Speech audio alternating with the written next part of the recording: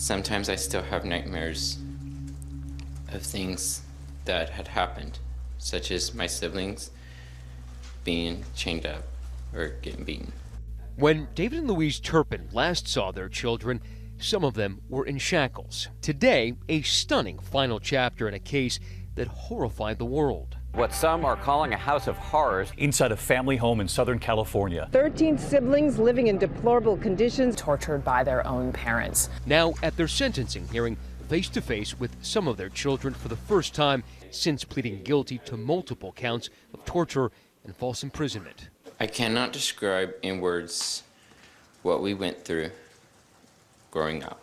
Cameras tilted down to protect the victim's identity. One daughter wounded but resilient. My parents took my whole life from me, but now I'm taking my life back. Their son reading aloud a message on behalf of his sister of forgiveness and grace. I just want to thank them for teaching me about God and faith. I hope that they never lose their faith.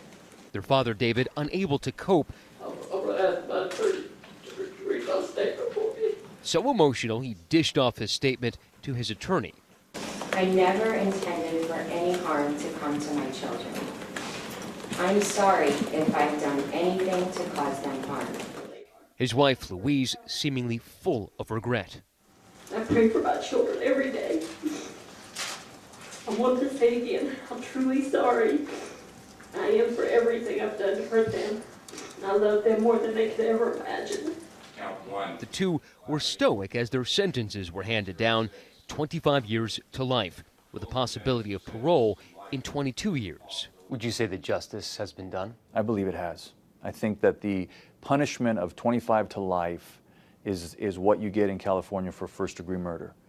I think that's equivalent to what these two individuals did. They took lives in a different way. They robbed their own children of what they could have been. But it was the children who fought for their freedom. I live in a family of 15 people, and my parents are abusing. They abuse us, and my two little sisters right now are chained up. This audio, exclusively obtained by ABC News, is our first time hearing from any of David and Louise Turpin's children about the abuse and torture to which the parents pleaded guilty in February. And how many of your siblings are tied up? 2 of my sisters, 1 of my brothers.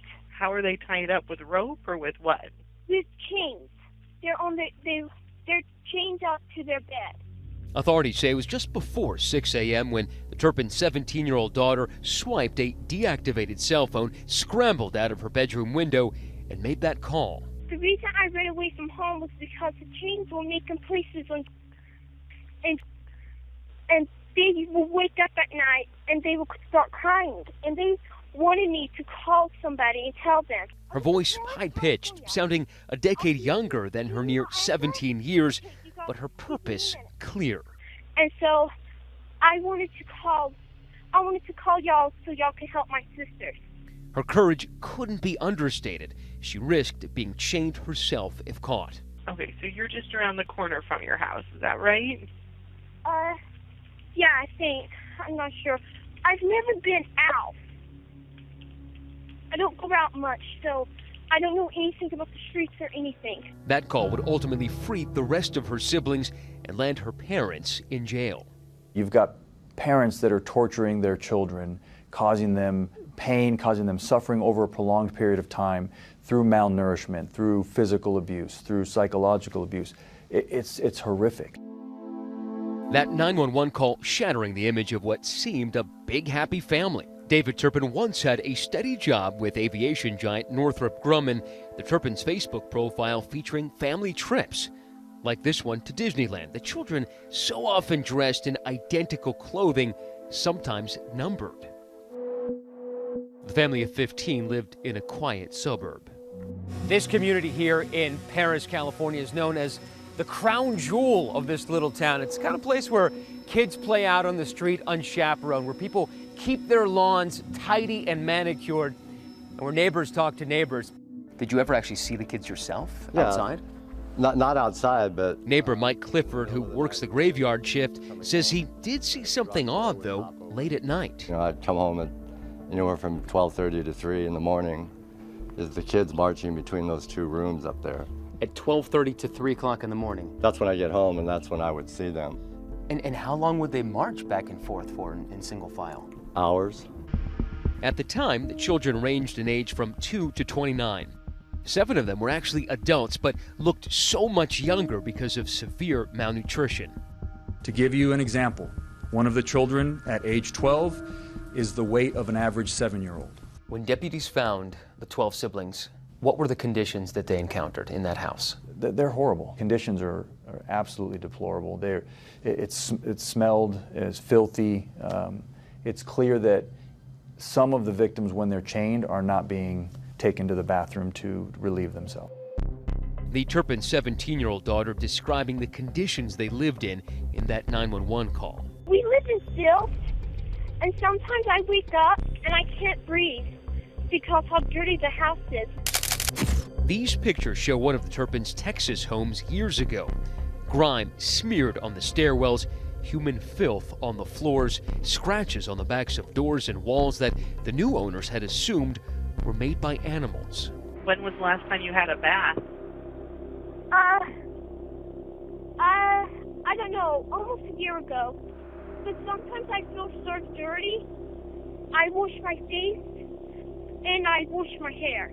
Their mother's neglect, the 17-year-old said, was systemic. I don't know much about my mother. She doesn't like us. She doesn't spend time with us ever.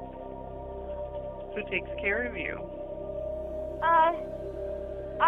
I take care of myself, and Mother does buy food for us, so she feeds us, but we never talk. They were afraid that anything that they got was going to be taken away. Mark Uffer is the CEO of the Corona Medical Regional Center, where the children spent 2 months recovering after they were rescued. His cabinet filled with mementos the siblings left behind. They seem to have had an enormous impact on the hospital, on the nurses, on the doctors, and you.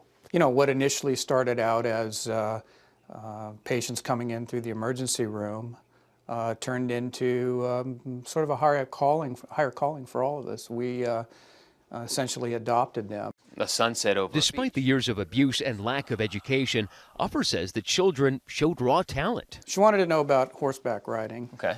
And they took a great interest in horseback riding. So I said, well, you know, do you have a picture of a horse? And I said, I do have a picture of him. So I showed her this picture on a Friday. And when I came back in Monday morning, they had created this picture. A little over a year after that fateful phone call and their dramatic rescue, the 13 children are doing well. While the youngest remained cared for, the attorney for the eldest 7 says his clients are branching out. All 7 of our clients are living more or less on their own. 5 are living in apartments. Together. Close to each other. And they get together all the time to see each other. How many are going to college? Right now, 5 are going to college. Although the future remains uncertain for a group in a far different place today than they were in their father's Facebook pictures, it is full of possibility. They are shackled no more. For Nightline, I'm Matt Gutman in Riverside, California. Hi everyone, George Stephanopoulos here. Thanks for checking out the ABC News YouTube channel. If you'd like to get more videos, show highlights, and watch live event coverage, click on the right over here to subscribe to our channel, and don't forget to download the ABC News app for breaking news alerts. Thanks for watching.